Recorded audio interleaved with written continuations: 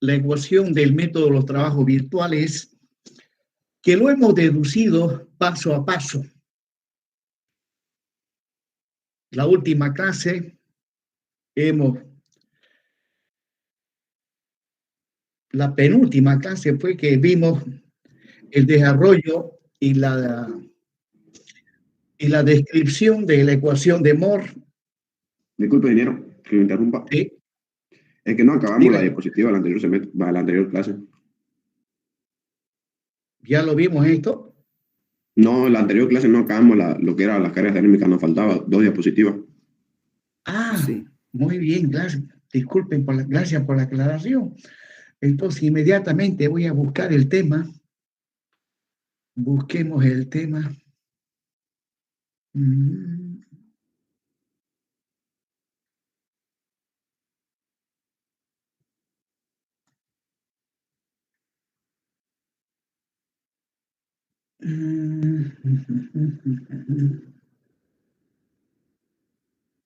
Aquí está. Cargas térmicas. Sin audio. Muy bien. A ver, veamos.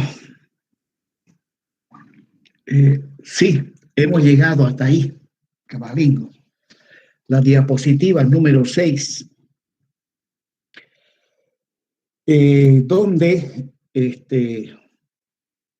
hemos logrado determinar las expresiones matemáticas que nos permiten calcular a nivel diferencial las deformaciones que sufre un elemento también de tamaño diferencial debido a la temperatura, ¿no? El elemento diferencial lo ven ustedes ahí en la pantalla en 3D. Es un elemento, se asume que es un elemento de tipo lineal, de sección rectangular, de longitud igual a diferencial de S. Entonces, para ese elemento de longitud diferencial de S, hemos visto que debido a la variación de temperatura, experimenta, por un lado, un desplazamiento lineal que le hemos llamado delta de S sub C y un desplazamiento angular que le hemos llamado diferencial de phi, ¿no? Entonces, para este elemento diferencial de longitud diferencial de S, podríamos asumir, debido a la variación de temperatura, su extremo libre, porque el modelo lo presento como si estuviese empotrado en su extremo izquierdo y libre en el extremo derecho, debido a la variación de temperatura, tanto al exterior como al interior. Primero experimenta un alargamiento, un desplazamiento lineal, cuya expresión matemática está a la derecha, y luego sufre un desplazamiento angular. La sección transversal gira un ángulo igual a diferencial de phi, cuya expresión matemática está más abajo, y que lo habíamos deducido también paso a paso. Entonces, en resumen, todo elemento lineal, debido a la variación de temperatura, en términos generales, experimenta un desplazamiento lineal, su eje longitudinal baricéntrico, experimenta un desplazamiento lineal, que en este caso es delta diferencial de S sub C, y un desplazamiento angular diferencial de phi, donde podemos observar que estos desplazamientos dependen de la variación de temperatura, principalmente. Delta TI es la variación de temperatura por debajo de este elemento lineal. Nosotros decimos la variación de temperatura al interior. Delta TE es la variación de temperatura al exterior, en este caso, por encima. Alfa es el coeficiente de dilatación térmica del material. Y en la expresión donde calculamos el desplazamiento angular, H H es la altura de la sección transversal del elemento que estamos analizando, ¿no? Eso es lo que le sucede a un elemento diferencial sometido a variaciones de temperatura, tanto al exterior como al interior del elemento. Bueno, aquí no hay nada virtual, todo es real, no hay nada de virtual. Pero resulta que necesito esta información para aplicar el método de los trabajos virtuales para el cálculo de las deformaciones, pues aplicando, repito, el método de los trabajos virtuales. Entonces, vamos a continuar a partir de esta diapositiva.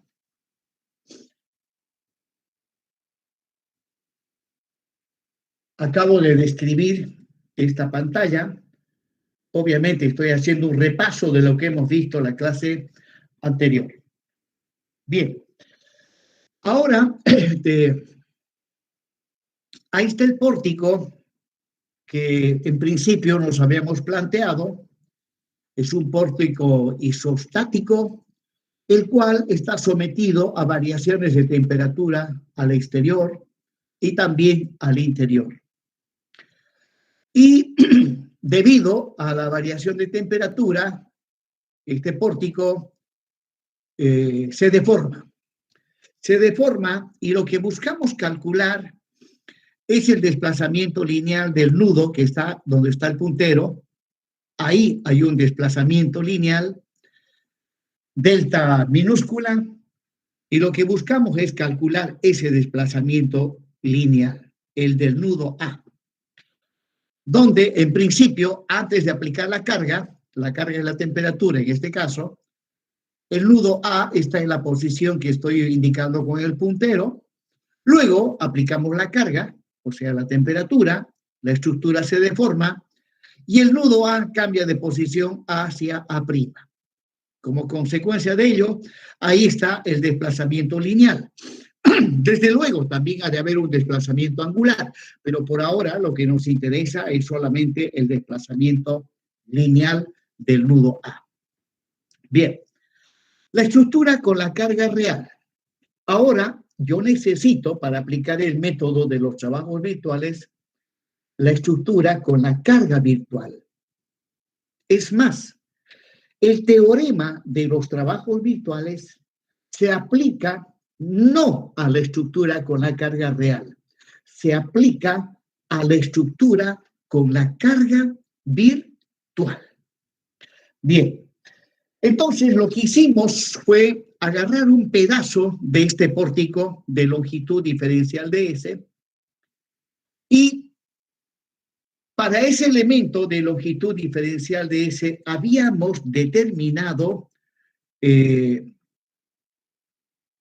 desplazamiento lineal, el alargamiento o la elongación que experimenta ese elemento debido a la temperatura. Y desde luego también habíamos visto que ese elemento también sufre un desplazamiento angular, donde el desplazamiento lineal está dado por esa expresión, ya lo he descrito anteriormente, y el desplazamiento angular por esa otra expresión, ¿no? Eso es lo que sucede a este elemento de longitud diferencial de S debido a la temperatura. Ahora, nosotros queremos calcular este desplazamiento lineal aplicando el método de los trabajos virtuales. Este método se basa en un teorema. Ese teorema dice que el trabajo virtual realizado por las cargas externas tiene que ser igual a el trabajo virtual realizado por las cargas internas. Y ya dije que este teorema no se aplica a la estructura con la carga real. Se aplica a la estructura con la carga virtual. En este caso, ¿cuál es la estructura con la carga virtual?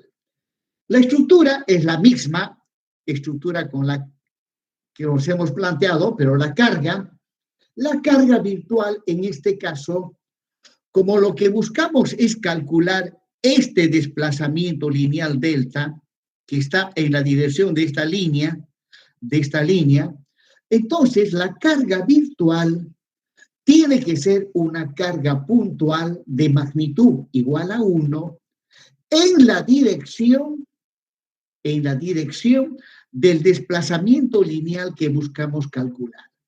O sea, sobre el nudo A, cuyo desplazamiento lineal buscamos calcular, tenemos que aplicar una carga virtual que puede ser de cualquier valor, pero por simplicidad le damos un valor unitario, y esa carga virtual tiene que ser una fuerza dirigida en la dirección del desplazamiento lineal que buscamos calcular.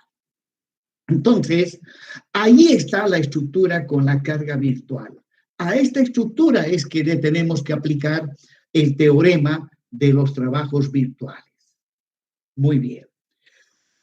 La estructura con la carga virtual no se deforma debido a esta carga puntual, ya que es una carga imaginaria, no es una carga real, es una carga imaginaria. Por ende, la estructura no ha de sufrir ninguna deformación. Sin embargo, podemos calcular para esa carga virtual, calculamos las reacciones en los apoyos. Observen que a las reacciones le llamo R1, R2, R3 y también le coloco la barrita encima para indicar de que son reacciones virtuales. Y una vez calculadas las reacciones virtuales, inmediatamente calculo los esfuerzos internos. Recorriendo la estructura barra por barra, voy a determinar los esfuerzos internos, momentos normales, cortantes, torsores, en fin. También debo colocar una barrita encima de estos esfuerzos para hacer entender de que se trata de entes totalmente virtuales. Entonces, es a la estructura con la carga virtual, repito, al que le aplicamos el teorema de los trabajos virtuales. Para ello, como la estructura no se deforma bajo cargas virtuales, para ello inmediatamente asumimos de que alguien que está fuera de esta zona, alguien viene, un fantasma, y hace que este pórtico, con la carga virtual, se deforme de manera idéntica a cómo se ha deformado la estructura con la carga real. O sea, viene alguien y hace que la estructura con la carga virtual se deforme de manera idéntica a cómo se ha deformado la estructura con la carga real. Si es así, entonces podemos observar que el apoyo móvil experimenta un desplazamiento lineal hacia la derecha, que le voy a llamar delta 3, por un lado. Por otro lado, el nudo A experimenta un desplazamiento virtual, que le vamos a llamar delta, ¿no? Y resulta que como la estructura con la carga virtual se ha deformado de manera idéntica a la estructura con la carga real, este desplazamiento que estoy mostrando con el puntero no es otra cosa que el desplazamiento que estamos buscando calcular, delta. Entonces, a esto le aplico el teorema de los trabajos virtuales. Bien, empecemos calculando el trabajo virtual realizado por las cargas externas, o sea, W sub E barra. Empecemos calculando, repito, el trabajo virtual realizado por las cargas externas. En este caso, las cargas externas son la carga virtual P, las reacciones R1, R2, R3, son cargas externas y además son virtuales. Entonces, calculemos el trabajo realizado por estas fuerzas. Ahí está la expresión matemática El trabajo virtual realizado por las cargas externas es igual al trabajo virtual realizado por P, por R1, por R2 y R3. Ahí está. Entonces, trabajo, en términos resumidos, es fuerza por distancia. Aunque para ser más exacto, trabajo es fuerza por distancia por el coseno de un determinado ángulo. Eso les expliqué algo en una anterior clase. Bien, entonces, el trabajo realizado por la carga puntual P es fuerza por distancia. La fuerza es P, la distancia es delta. El trabajo realizado por R1, R2 y R3, pues empecemos con R1, es R1 por una distancia. Tendría que ser una distancia que esté en la dirección de R1. El trabajo realizado por R2 es R2 por su distancia. Tendría que ser una distancia en la dirección de R2. Pero resulta que R1 y R2 están sobre un apoyo fijo. Por lo tanto, este apoyo fijo no se ha de mover y por ende no hay ninguna distancia ni para R1 ni para R2. En cambio, el apoyo en R3 es un apoyo móvil, se mueve horizontalmente hacia la derecha. Por lo tanto, el trabajo realizado por R3 es R3 por esta distancia por el coseno. En este caso, el coseno de un ángulo, el ángulo es el ángulo entre el vector R3 y la distancia. En este caso es 90 grados.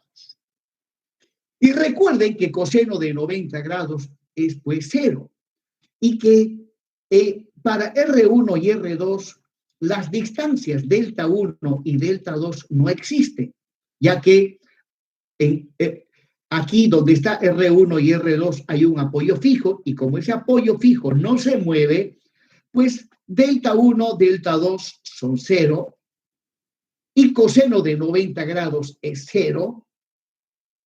Por lo tanto, de todas las fuerzas externas en la estructura con la carga virtual, la única que realiza trabajo es la carga virtual en el nudo A. Ahí está, ¿no? El trabajo es P por delta y además a P le hemos dado un valor unitario. Se le puede dar cualquier valor porque al final de cuentas, pues, es una carga virtual. Que le demos cualquier valor no afecta absolutamente en nada, pero desde luego, desde el punto de vista de las matemáticas, es más cómodo y sencillo darle un valor unitario. Justamente eso he hecho acá, y me queda 1 por delta delta, donde finalmente el trabajo realizado por las cargas externas es igual a delta, o sea, la incógnita de nuestro problema, el desplazamiento lineal que buscamos calcular. Bien, ahora tenemos que calcular el trabajo realizado por las cargas internas. Las cargas internas son los momentos normales, cortantes y torsores. Esas son las cargas internas. Pero de estas 4 cargas internas, ¿no? De estos 4, nosotros estamos habituados a llamarle a esto esfuerzos internos. Sin embargo, libros de procedencia principalmente americana le llaman también cargas, pero obviamente aclarando que son cargas internas. Bien, de estos 4 esfuerzos internos virtuales, en vista de que el elemento diferencial anteriormente analizado experimenta 2 desplazamientos, uno lineal y uno angular, debido a la temperatura. Y el desplazamiento lineal está en la dirección del eje longitudinal baricéntrico del elemento que hemos analizado. Por lo tanto, de estos 4 esfuerzos internos, Los únicos que realizan trabajo son el esfuerzo normal y el momento flector. El cortante y el torsor no realizan trabajo.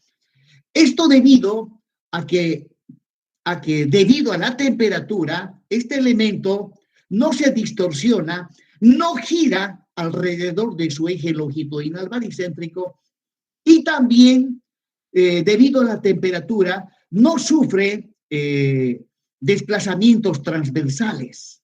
Debido a la temperatura, no hay desplazamientos transversales y el elemento no gira alrededor de su eje longitudinal baricéntrico. No hay ese tipo de desplazamientos, por lo tanto, el cortante y el torsor no intervienen para nada en esto que estamos estudiando ahora, la temperatura. Interviene el momento. Como veremos a continuación, el trabajo realizado por el normal es el normal por el desplazamiento lineal delta de S sub C. Y el trabajo realizado por el momento es el momento multiplicado por diferencial de phi. Entonces, vamos inmediatamente. Ahí está la estructura con la carga virtual, las reacciones que aparecen en los apoyos, que también son virtuales, los esfuerzos internos virtuales. Ya dijimos que el cortante y el torsor no intervienen, ya que no producen trabajo. La deformación de la estructura debido a un fantasma y el desplazamiento delta. El elemento diferencial, pues bien, ese elemento diferencial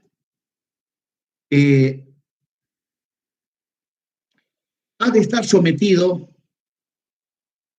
a un esfuerzo normal, que puede ser tracción o puede ser compresión. En este caso estoy asumiendo que es tracción, más un momento. Resulta que como estos esfuerzos internos son virtuales,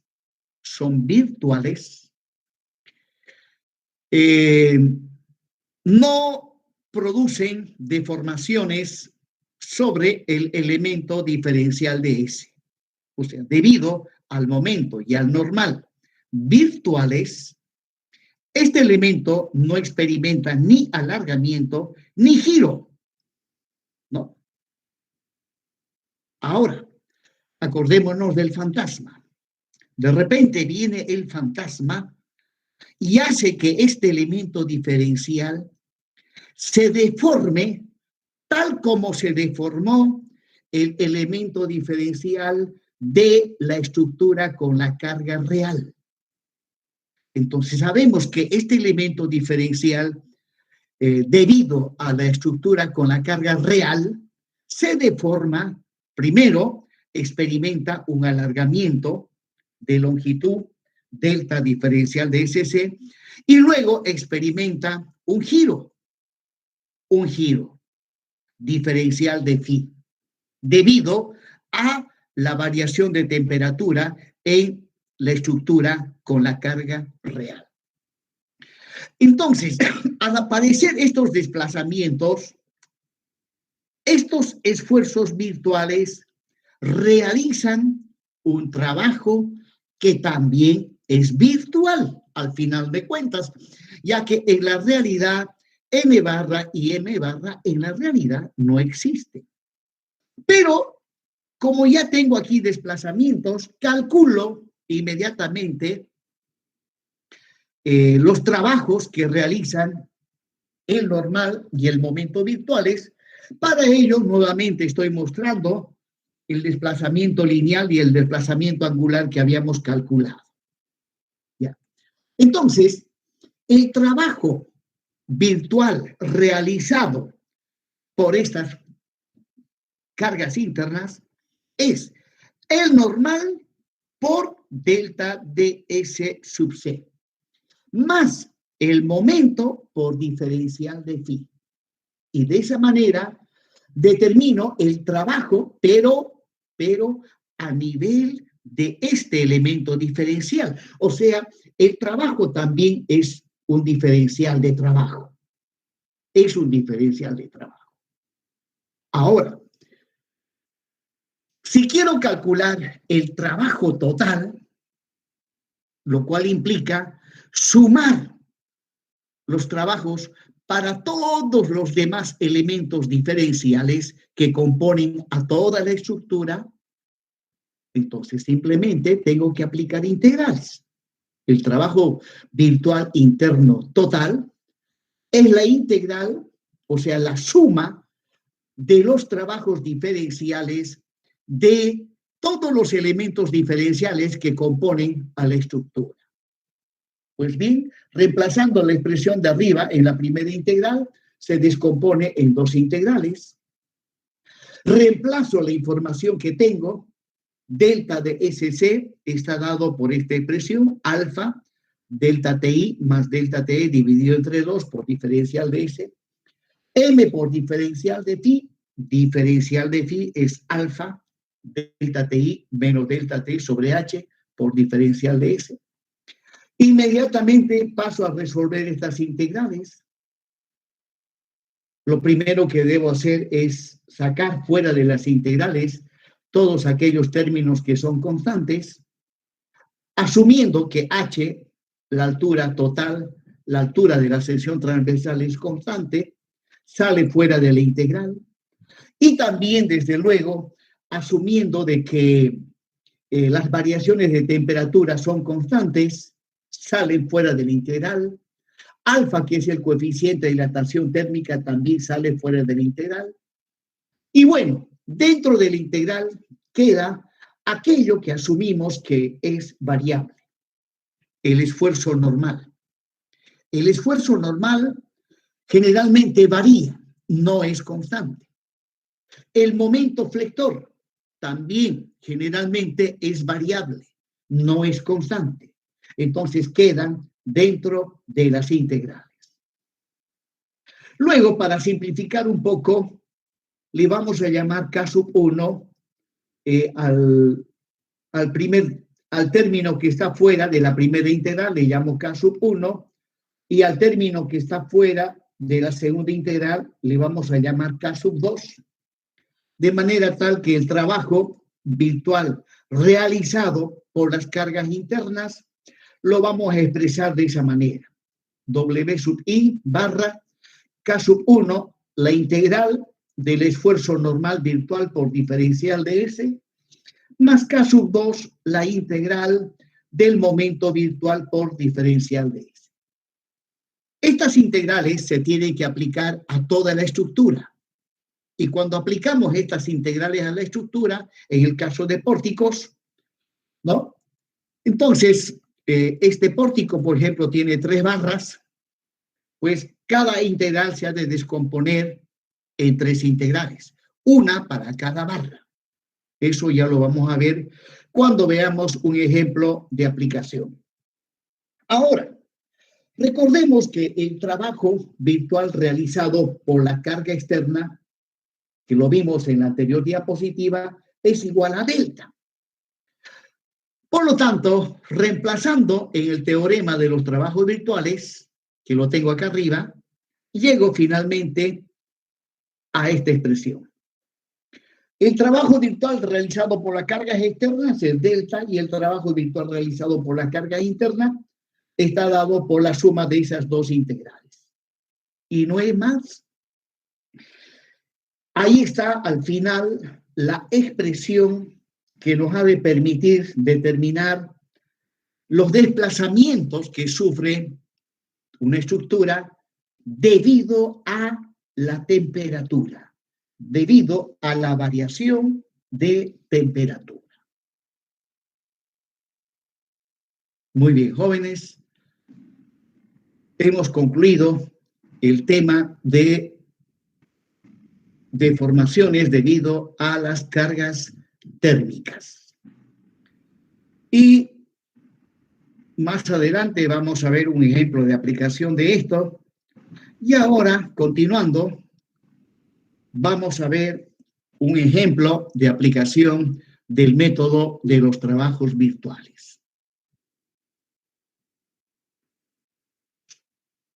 Ahí está la ecuación de Moore.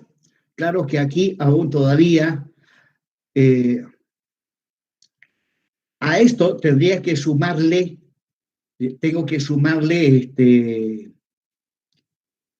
las deformaciones debido a la temperatura, ya que los 4 términos que ven ustedes acá, el primero es la deformación debido al momento, el segundo, la deformación debido al esfuerzo normal, el tercero, la deformación debido al esfuerzo de corte, y el último, debido al momento torsor, ¿no? Donde el momento normal, cortante y torsor son debido a cargas externas como las cargas distribuidas, y a esto tendría que adicionar las deformaciones debido a la temperatura, porque cuando actúa la temperatura sobre una estructura, pues ella no actúa sola, ¿no? Sino que simultáneamente hay otras cargas. Hay cargas distribuidas, uniformes, triangulares, trapezoidales, hay cargas puntuales también sobre estructuras, y desde luego también está la temperatura. Entonces, si tomo en cuenta todas las cargas distribuidas, puntuales, temperatura, entonces esta fórmula tendría que completarla al final colocando la deformación debido a la temperatura. Pero por ahora vamos a utilizar tal como está. Vamos a ver un pequeño ejemplo de aplicación, que dice lo siguiente. Para la vía que se muestra en la figura, calcular el desplazamiento lineal del nudo B. Este es un ejemplo muy sencillito. Se trata de una barra empotrada en su extremo A, libre en el extremo B, de longitud L, sometido a una carga uniformemente distribuida, Q sub K, donde se asume que esta carga es la carga de servicio. En cuanto a se refiere, desde el punto de vista del análisis de una estructura, desde el punto de vista del análisis de las deformaciones de una estructura, se clasifica las cargas en cargas de servicio y cargas últimas. Las cargas últimas, también llamadas cargas de diseño, son las cargas que hacen que la estructura entre en colapso, ¿no? Son las cargas que hacen que la estructura entre en colapso. En cambio, las cargas de servicio son las cargas a las que normalmente ha de estar sometida la estructura una vez que ha sido construida. Una vez que se construye una estructura, pues esa estructura la tienen que usar, de ahí que aparecen cargas, a esas se les llama cargas de servicio. Y se supone que una estructura, bajo las cargas de servicio, tiene que estar en excelentes condiciones de seguridad, de funcionalidad, de resistencia, ¿no? No tiene que tener problemas de ninguna índole. Pero a veces sucede que cuando no se hacen buenos cálculos, buenos diseños, bajo las cargas de servicio, las estructuras se deforman excesivamente. En la actualidad, la deformación excesiva de estructuras es un gran problema. Es un gran problema, ¿no? En la actualidad yo diría que el tema de las deformaciones excesivas debido a las cargas de servicio, en la actualidad está ocasionando muchísimos problemas a los ingenieros. debido a que en la actualidad, pues las estructuras cada vez las hacen más delgaditas, más esbeltas, y bueno, la moda es esa, la tendencia, y toda estructura más esbelta y más delgadita es pues más deformable. Bien, hecho ese pequeño comentario, ahí está la estructura, es una barra embolado de sección rectangular, el ancho B, la altura H. Pues bien, esa es la estructura con la carga real. La carga es una carga uniformemente distribuida, verticalmente dirigida hacia abajo. Debido a esa carga van a aparecer reacciones en los apoyos. En el apoyo empotrado vamos a tener un momento y un cortante. Y además, debido a esa carga, la estructura se va a deformar. Ahí está la deformada. Y si leemos otra vez la pregunta, dice, para la viga que se muestra en la figura, calcular el desplazamiento lineal del nudo B. Pues como el nudo B está libre, y ahí está la deformada, el nudo B ha de experimentar un desplazamiento lineal. En este caso, se ha de mover verticalmente hacia abajo. Y lo que buscamos es calcular justamente este desplazamiento lineal aplicando el método de los trabajos virtuales. Delta sub B, desplazamiento lineal del nudo B.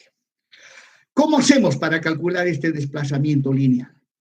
Pues bien, aplicamos el teorema de los trabajos virtuales.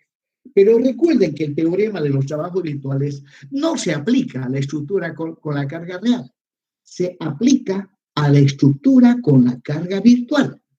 Pues bien, necesito la estructura con la carga virtual. Pero antes de ello, ahí están las expresiones para calcular el momento y el cortante en el apoyo empotrado. Y continuando con la estructura con la carga real, partiendo del nudo B a la izquierda hacia una distancia X, ahí está la ecuación analítica del momento flector, ¿no? En este caso, el momento flector es negativo, es la carga por X al cuadrado dividido entre 2. Muy bien. De la ecuación de Moore, y aplicando lo que ya vimos en una anterior clase, de que en el caso de vigas y pórticos solamente se toma en cuenta la deformación debido al momento flector, lo demás no se toma en cuenta, pues justamente de la ecuación de Moore estoy agarrando solamente el primer término, y la estructura con la carga virtual, ahí está la estructura, que es la misma, solo que la carga virtual, para calcular este desplazamiento del nudo B, entonces la carga virtual consiste en aplicarle al nudo B una fuerza virtual en la dirección del desplazamiento que buscamos calcular. Ahí está. Ahí está la carga virtual. ¿Ya? Está justamente en la dirección del desplazamiento que buscamos calcular, ¿no? Tanto el desplazamiento como las cargas son vectores. Y recuerden que los vectores tienen tres cosas: magnitud, dirección y sentido, ¿no? Y aquí la definición de carga virtual dice que la carga puntual tiene que estar en la dirección del desplazamiento que se busca calcular. Y justamente está en la dirección. Pero observarán que no tienen el mismo sentido. El desplazamiento tiene sentido hacia abajo y aquí la carga virtual le he dado un sentido opuesto, o sea, hacia arriba. ¿Por qué he hecho eso? Resulta que de aquí en adelante tenemos que adoptar una convención de signos. Ustedes saben que en el análisis de estructuras hay convenciones de signos que las tenemos que acatar. En cuanto a la convención de signos, y refiriéndonos específicamente a desplazamientos,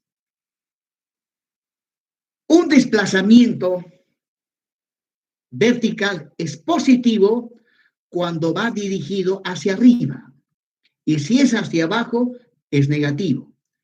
De igual manera, un desplazamiento horizontal es positivo si está dirigido a la derecha. Si está dirigido hacia la izquierda, es negativo. Bueno, aquí en la viga en volado a la izquierda, en la estructura con la carga real, podemos ver claramente que el desplazamiento ha de ser negativo, ya que debido a esta carga, el nudo B sí o sí se va a mover hacia abajo. Pero yo adopté una carga virtual dirigida hacia arriba. Ingeniero, usted está equivocado. Debería haber colocado la carga virtual con sentido hacia abajo. Bueno, el método no habla de sentido, habla de dirección, que tienen que tener la misma dirección. Y en este caso sí tienen la misma dirección. Bueno, resulta que en esta pequeña estructura rápidamente nos podemos dar cuenta que el desplazamiento ha de ser hacia abajo, negativo. Pero en estructuras más complejas, ya no se puede saber si el desplazamiento es hacia arriba o hacia abajo. Repito, en estructuras más complejas, ya no, uno de antemano no se puede saber si el desplazamiento es hacia arriba o hacia abajo. Bueno, entonces, en esos casos, lo que hacemos nosotros es asumir que el desplazamiento es positivo. Y justamente eso estoy haciendo. Asumo que el desplazamiento es positivo, o sea, hacia arriba. Luego, si el resultado, al hacer cálculos, el resultado final me sale negativo, significa que el desplazamiento es hacia abajo. Entonces, con respecto a las cargas virtuales que están asociados a un cierto desplazamiento, siempre en principio debemos asumir que son positivos. Y eso es lo que estoy haciendo acá en la estructura con la carga virtual. Ahora, analicemos la estructura con la carga virtual. ¿Ya? Calculamos las reacciones y en los apoyos, ahí están las reacciones, tomando sumatoria de momentos con respecto al punto A, el momento es igual a L. Haciendo sumatoria de fuerzas verticales, veremos que B sub K es igual a 1. Y luego, tal como hice en la estructura con la carga real, partiendo del nudo B a una distancia X a la izquierda, partiendo del nudo B a una cierta distancia X a la izquierda, encontré la ecuación analítica del momento flector. Aquí voy a hacer algo similar. Partiendo del nudo B a una cierta distancia X, ahí está la ecuación analítica del momento flector. Es P por X, y en este caso el momento es positivo. Como P es igual a 1, 1 por X es X. O sea, la ecuación analítica del momento flector debido a la carga virtual es igual a X. Y la ecuación analítica del momento flector, disculpen, del momento flector debido a la carga real está aquí en esta expresión. Ya que necesito ambas expresiones para reemplazar en la ecuación del método de los trabajos virtuales. Y justamente eso es lo que voy a hacer a continuación, ¿no? Reemplazando m barra por m, ¿ya? Pero antes de ello, saco fuera del integral lo que es constante. E e i son constantes, salen fuera de la integral, y me queda la integral de 0 a L. X que ya desde 0 hasta L. Y M barra, el momento virtual, es X, y la M sin la barra encima es Q sub K por X cuadrado sobre 2, y además lleva signo negativo. Y ahora lo que resta es resolver esta integral, la resolvemos inmediatamente, pero antes de ello vuelvo a sacar las constantes hacia afuera, la carga es una constante, el número 2 es una constante, y me queda simplemente la integral de x al cubo por diferencial de x y los límites de la integral de 0 a L. Resolviendo esta integral, finalmente llego a esta expresión, L a la cuarta sobre 4, o sea, el desplazamiento lineal del nudo B me sale con signo negativo, es Q sub K por L a la cuarta sobre 8EI. El signo negativo me dice que el nudo B se mueve para abajo y no para arriba. Y evidentemente, en la estructura con la carga real podemos ver que el desplazamiento es para abajo. Bien, jóvenes. Con eso hemos concluido este pequeño ejemplo de aplicación. Los mismos conceptos se aplican a cualquier otra estructura, por muy compleja que sea, el procedimiento, los conceptos son los mismos. En una estructura más compleja, lo único que cambia es que hay que hacer más cálculos numéricos, ya que una estructura más compleja no ha de estar constituida por una sola barra, ha de tener 3, 4, 5, 6 o más barras. Y resulta que esta integral se tiene que aplicar a cada barra. O sea, para cada barra debo encontrar el momento debido a la carga real y el momento debido a la carga virtual, para cada barra. Y luego reemplazar en las integrales, y el límite varía también, los límites de la integral varían según qué barra esté analizando, porque no todas las barras van a tener la misma longitud. Pero los conceptos son los mismos. Veamos ahora la misma viga, pero esta vez se pide calcular el desplazamiento angular del nudo B. Bien, ahí está la estructura con su carga, la misma viga, sección rectangular, en la estructura con la carga real, las reacciones en los apoyos. Sabemos que se va a deformar de esa manera, pero ojo, ahora me están pidiendo calcular el desplazamiento angular del nudo B. Resulta que el nudo B no solamente experimenta un desplazamiento lineal para abajo, sino que el nudo B, al deformarse, experimenta un giro, o sea, un desplazamiento angular. Si yo trazo la tangente elástica con respecto a la horizontal, ahí ustedes pueden ver el desplazamiento angular del nudo B. El desplazamiento angular del nudo B. Ahora vamos a calcular ese desplazamiento angular. Bueno, nuevamente analizo la estructura con la carga real, calculo las reacciones en los apoyos y luego, partiendo del nudo B a una cierta distancia X, la ecuación analítica del momento flector. Hasta ahí, prácticamente idéntico a lo que vimos en la anterior diapositiva, excepto este dibujito.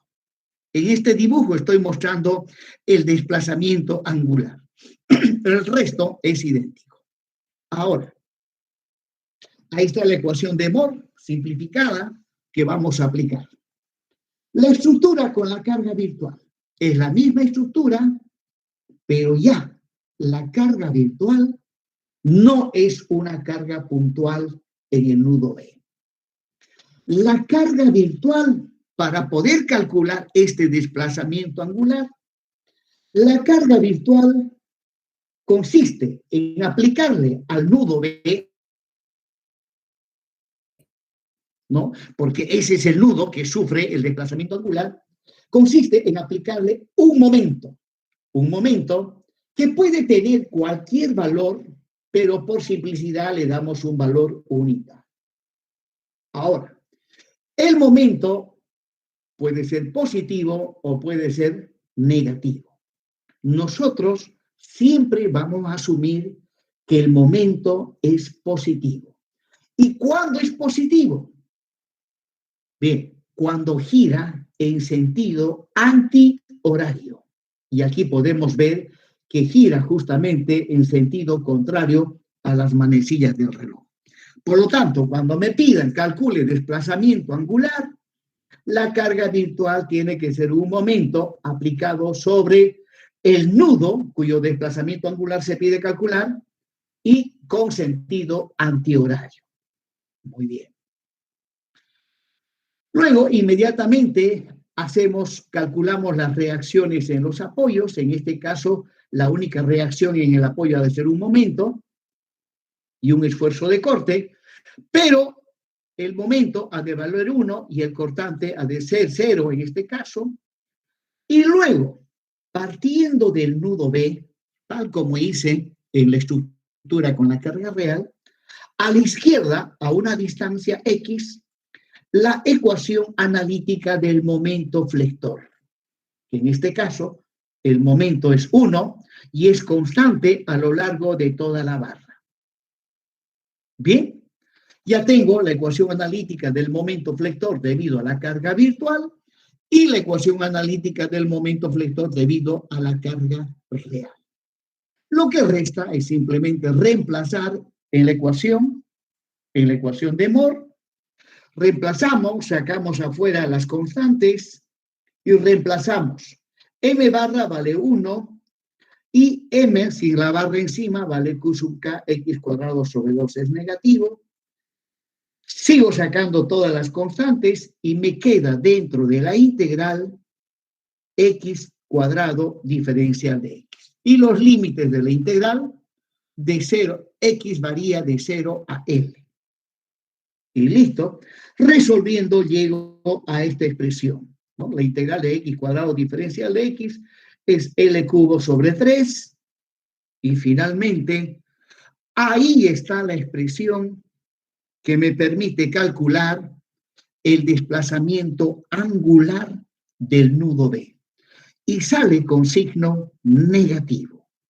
Es que este desplazamiento angular gira en sentido horario. Y al girar en sentido horario, obviamente es negativo. Es positivo cuando gira en sentido antihorario, ¿no? Y además, cuando reemplacemos valores, el resultado, como se trata de un desplazamiento angular, el resultado tiene que estar en radianes. Tiene que estar en radianes. De ninguna manera puede estar en grados centígrados ni en ninguna otra unidad de medida, ya que aquí hacemos operaciones aritméticas y el resultado de operaciones aritméticas es un número adimensional. Y en tal sentido, pues la unidad de medida es el radián. En cambio, en el anterior ejemplo, donde se pedía el desplazamiento lineal, ahí la unidad de medida puede ser metro, centímetro o milímetro. Bien, continuando, vamos a ver ahora todo lo referente a la convención de signos para los desplazamientos, que puede ser lineal, el desplazamiento puede ser lineal o angular. Pues bien, la convención de signos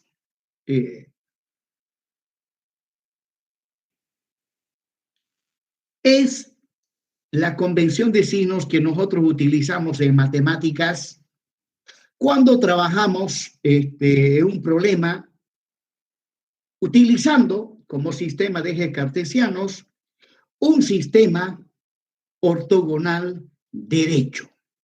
Cuando utilizamos como referencia un sistema ortogonal derecho. Y justamente ahí les estoy mostrando ya el sistema ortogonal derecho.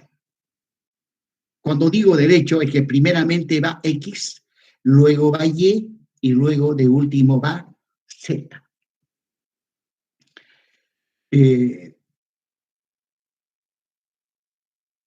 Hay algunos libros donde primeramente va X, luego va Z y de último le ponen Y.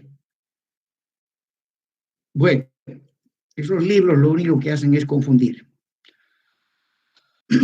Bien, si nosotros agarramos un vector cualquiera,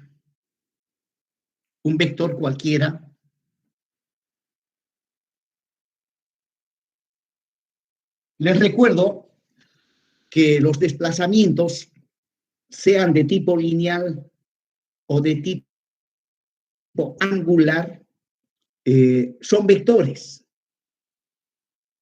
Son vectores. Y como tal, y como nosotros estamos habituados a trabajar de manera escalar, no de manera vectorial, entonces obligatoriamente a ese vector que estoy mostrando en la pantalla, que puede ser un desplazamiento lineal o un desplazamiento angular, repito, como nosotros estamos habituados a trabajar escalarmente, entonces tenemos que descomponer ese vector en sus componentes cartesianas. Pues ahí va la componente en X, la componente en Y y la componente en Z, ¿no?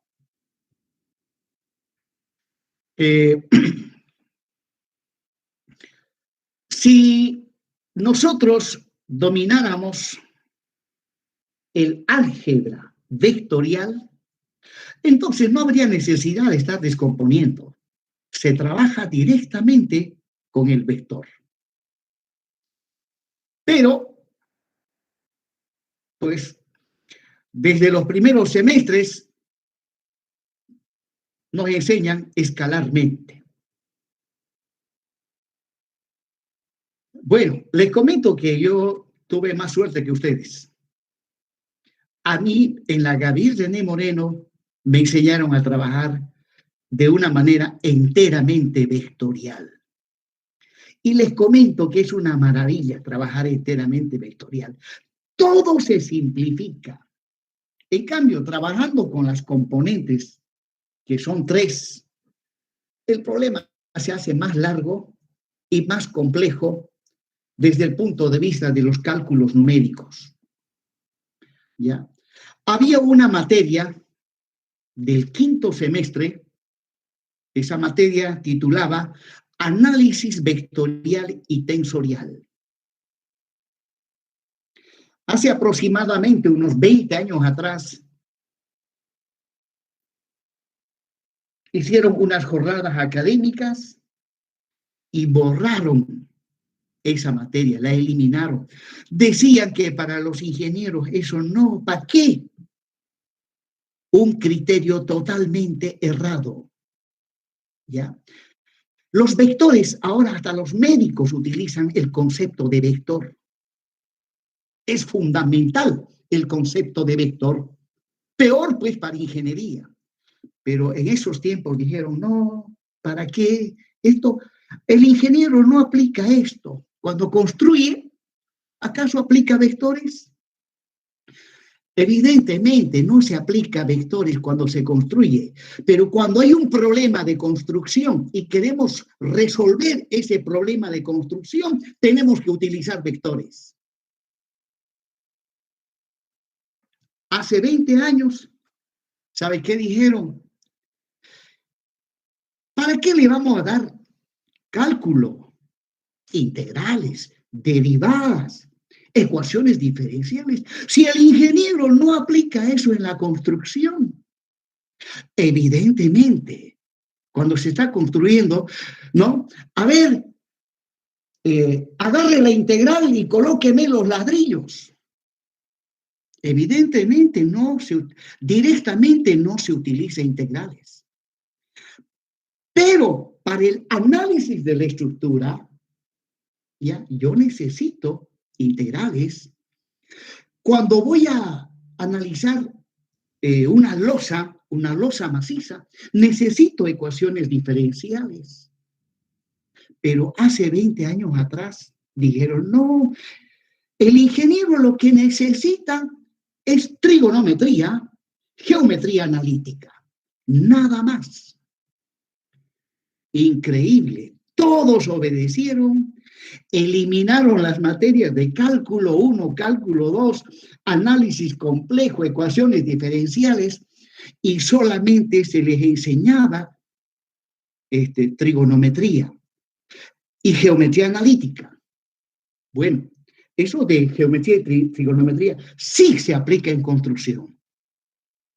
Eso sí se aplica en construcción, ¿no? Si quieren ser buenos constructores, un buen director de obra, tienen que ser buenísimos en trigonometría y geometría analítica. ¿Ya? Entonces, pues lo eliminaron y así entró una generación de estudiantes a estudiar ingeniería civil. Pasaron primero, segundo, tercero. Cuando llegaron al quinto, sexto semestre, cuando empezaron a llevar resistencia de los materiales, esos pobres alumnos quedaron en la luna. En resistencia de materiales está la ecuación de la elástica. Para llegar a esa ecuación de la elástica hay que utilizar ecuaciones diferenciales e integrales. Pobres alumnos, tutti. Y los docentes de los últimos semestres empezaron a gritar, ¿qué pasó? Estos estudiantes no saben cálculo nada. Es que fue la reforma de la educación, fue para mejorar la educación. Y es que fue para mejorar la educación. Más bien fue para malograr la educación. Y ojo, que eso vino desde el gobierno. Fue una instructiva desde el gobierno. Me acuerdo exactamente, el presidente, Jaime Paz Zamora. Bueno, entonces, cuando estos alumnos llegaron al sexto semestre, séptimo, ¿qué hacemos ahora? Estos alumnos no saben nada. Bueno, de calladito nos dijeron a los docentes, háganlo pasar nomás, háganlo pasar, porque no pueden meter juicio y entramos presos.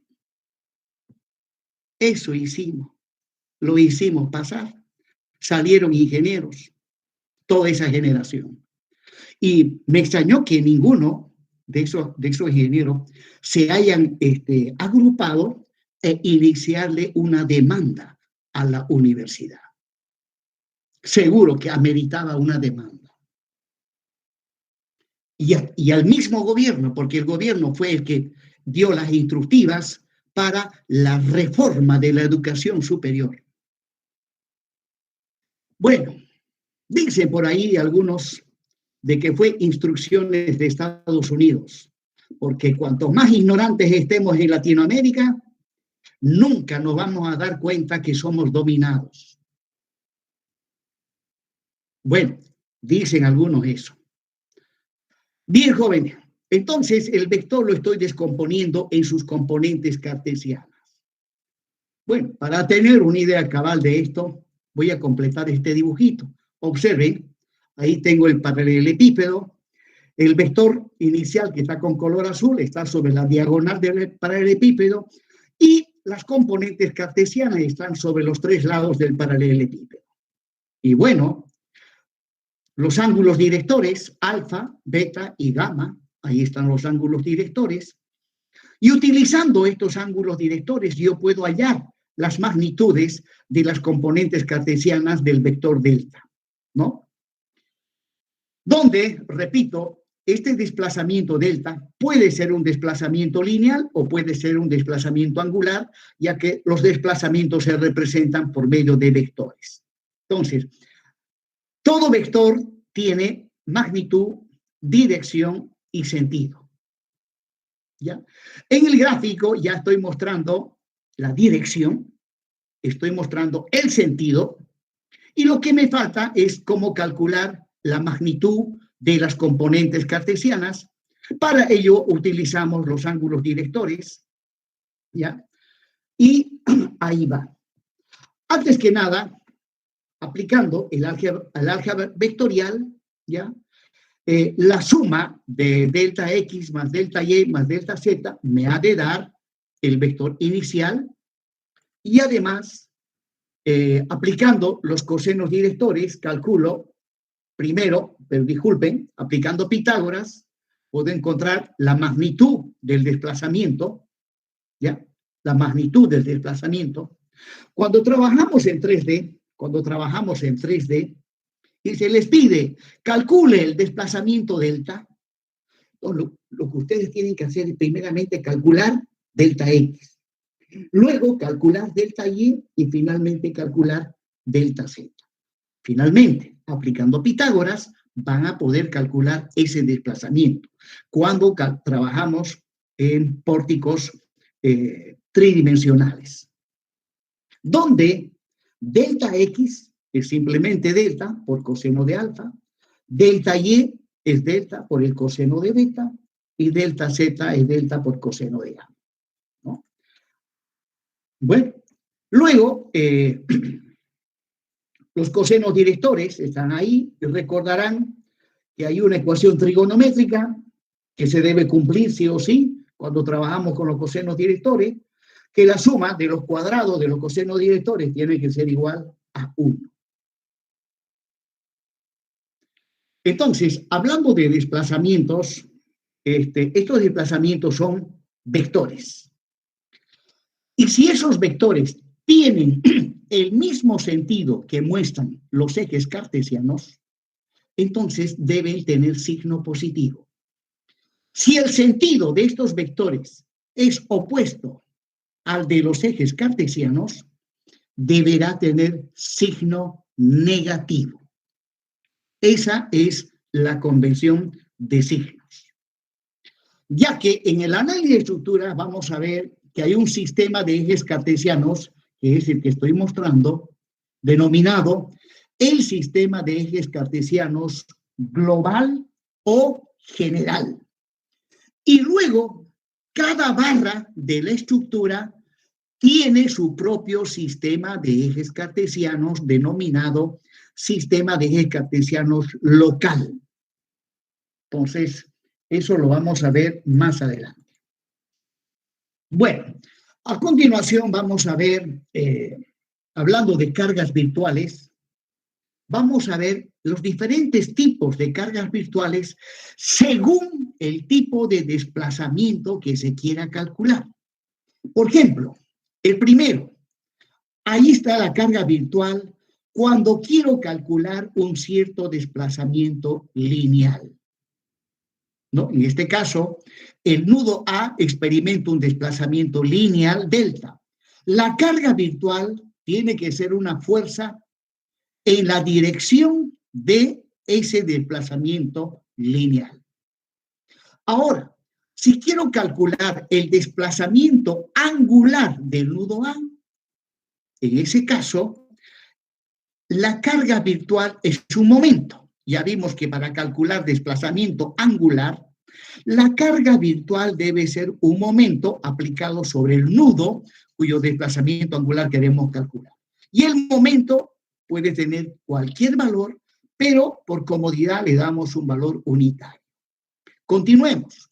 Resulta que hablando de desplazamientos de estructuras, no solamente se manejan desplazamientos lineales y desplazamientos angulares, sino hay otros tipos de desplazamientos, como por ejemplo este. Cuando queremos calcular el desplazamiento angular relativo de dos nudos, entonces la carga virtual consiste en aplicar a cada nudo un momento virtual. Pero acá hay un pequeño detalle. Si a un determinado nudo le aplico un momento negativo, al otro tiene que ser positivo, de sentido contrario. Eso para cuando queramos calcular el desplazamiento angular relativo de dos nudos. Luego, continuemos. Ahí está la carga virtual cuando se quiere calcular el desplazamiento angular absoluto del segmento de recta que une dos nudos. acá tengo un segmento de recta de longitud L que me une el nudo A con el nudo B. Si yo quiero calcular el desplazamiento angular de este segmento de recta, que se denomina desplazamiento angular absoluto, observen que las cargas virtuales son en cada extremo del segmento de recta, aplico cargas virtuales de sentidos opuestos y de magnitud igual a 1 sobre L. L es la longitud del segmento de recta cuyo desplazamiento angular absoluto se pide calcular. Continuando, este es otro tipo de desplazamiento. Algo similar al primero, pero observen que hay dos segmentos de recta. El uno de longitud L1 y el otro de longitud L2. Pues bien, estas son las cargas virtuales cuando se quiere calcular el desplazamiento angular relativo de dos segmentos de recta. En este caso, del segmento de recta de longitud L1 y del segmento de recta de longitud L2, ¿no? Cuando se quiere calcular el desplazamiento angular relativo de dos segmentos de recta. Continuando, aquí va otro. Acá, esta es la carga virtual cuando se quiere calcular la variación de longitud de un determinado segmento de recta. ¿Ya? Originalmente tenemos un segmento de recta de longitud L. O bien un segmento que me une dos nudos, el nudo A y el nudo B. Ahora, debido a las cargas, ese segmento de recta ha de incrementar su longitud o bien se ha de acortar debido a las cargas. Si nosotros lo que buscamos es calcular la variación de la longitud de ese segmento de recta, pues ahí están las cargas virtuales.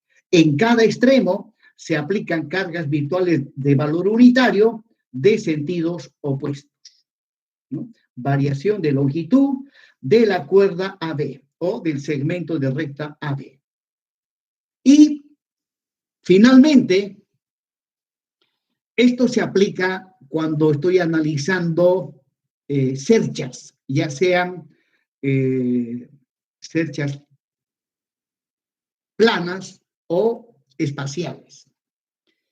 En cerchas, generalmente se observa que a un determinado nudo, recuerden que en cerchas los nudos son articulaciones, convergen barras a un determinado nudo.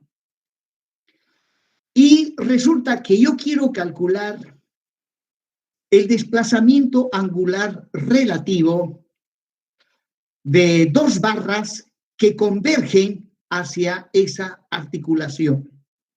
Entonces, si yo quiero calcular el desplazamiento angular relativo de dos barras que convergen hacia una articulación, la carga virtual consiste en aplicar a cada una de esas barras en la articulación a momentos flectores de valor unitario, pero de sentidos opuestos, ¿no? Aquí está, dice desplazamiento angular relativo en la rótula A, o sea, el nudo articulado, de las barras I y J. Bien, continuando. Ahora, en la ecuación de Moore hay un término que toma en cuenta las deformaciones debido al momento torsor. Y ahí aparece el momento de inercia a torsión. Bueno, esto ustedes lo han visto en resistencia de los materiales, pero vamos a hacerles un recuerdo, ¿no? En cuanto al momento de inercia a torsión, si la barra que estoy analizando es de sección circular, entonces, pues, el momento de inercia a torsión está dado por esta expresión, pi por el radio elevado a la cuarta dividido entre 2. Y además, para secciones circulares y secciones anulares, el momento de inercia a torsión es igual a el momento de inercia polar. Eso lo han visto ustedes en resistencia a los materiales, ¿no? Ahora, en el caso de elementos o vigas de sección rectangular de ancho B y altura H, ¿ya? El momento de inercia se calcula mediante esta expresión, el momento de inercia a torsión. Es igual a un coeficiente nu por la base elevado al cubo sobre H, donde se asume que la base es menor o igual a H. La base, en otras palabras, de la sección rectangular, la base es el lado menor. El lado menor es la base. Y el otro lado, automáticamente, es la altura. Entonces, con esta expresión yo calculo el momento de inercia a torsión, donde el coeficiente nu se obtiene de esta tabla, donde para calcular el coeficiente ingresamos a la tabla con el valor H sobre B. Si H sobre B me da 1, entonces ese coeficiente vale 0,14. Si H sobre B me da 1,5, ese coeficiente vale 0,195. Y así sucesivamente, ¿no? Si H sobre B me da 3, entonces el coeficiente vale 0,263 y así sucesivamente. Esto lo he extraído de un libro de resistencia de los materiales. Está en el libro de Hibeler. Tengo ese libro de Hibeler. Me acuerdo que ese librito lo buscaba por todo lado, no había en ninguna librería, hasta que un librero me lo trajo en $50. Y luego, al poco tiempo, sin querer queriendo, bajé de internet y de manera gratuita el original del libro de Hibeler, de resistencia a los materiales. Bueno, ahora hay la ventaja de internet, de conseguir libros buenísimos. Bueno, en mis tiempos no había eso, lamentablemente. ¿Cuánto no hubiese querido tener esa ventaja? Porque el libro que llegaba a mis manos era el libro que me lo comía. El día que terminé mi última materia, de repente me fijo, dije, al fin terminé, me siento en mi cuartito de estudiante, miro a mi alrededor y ahí tenía mi pequeña biblioteca.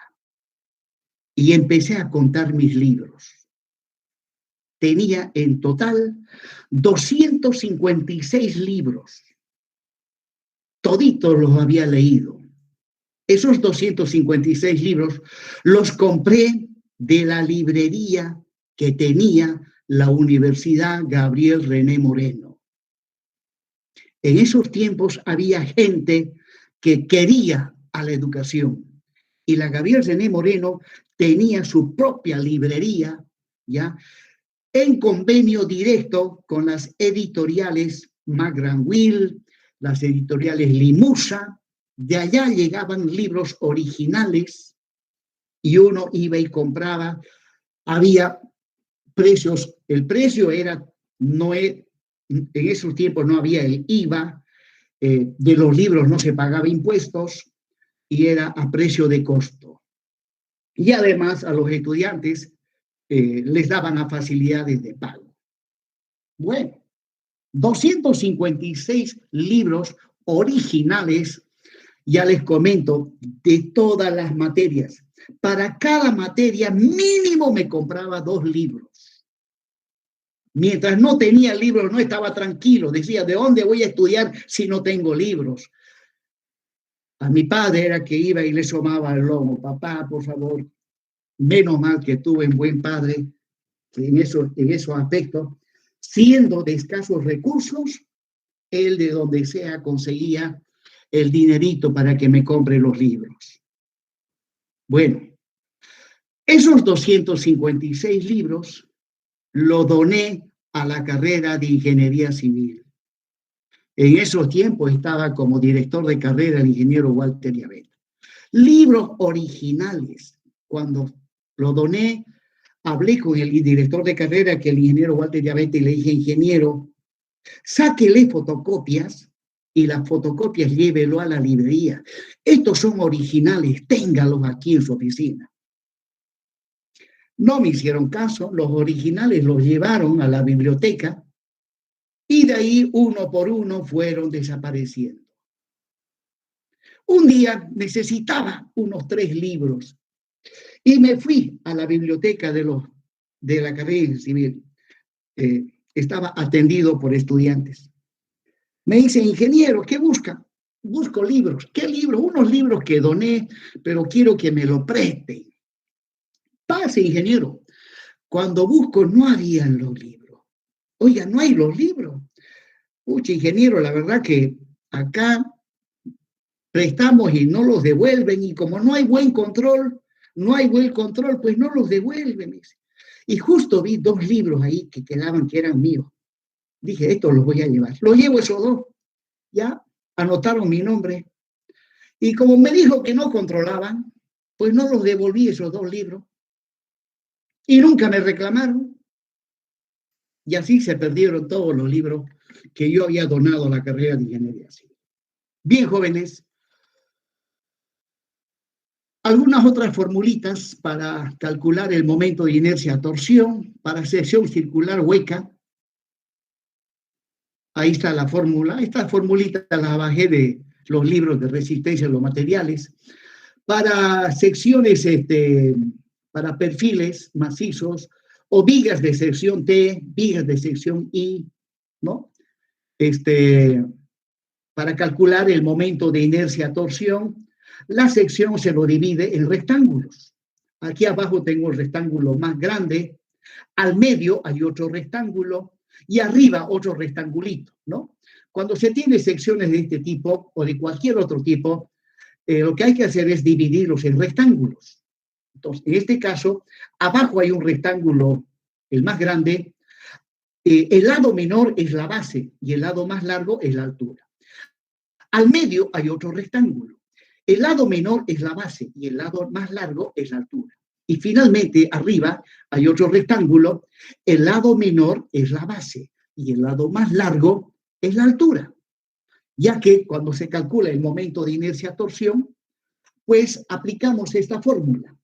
El coeficiente, que ya lo vimos hace un momento, por la base elevado al cubo y por la altura.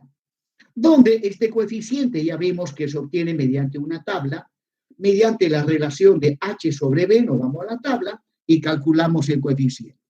En este caso, para calcular el momento de inercia-torsión de esta sección transversal, como dije, se lo divide en rectángulo y a cada rectángulo se le aplica esta expresión.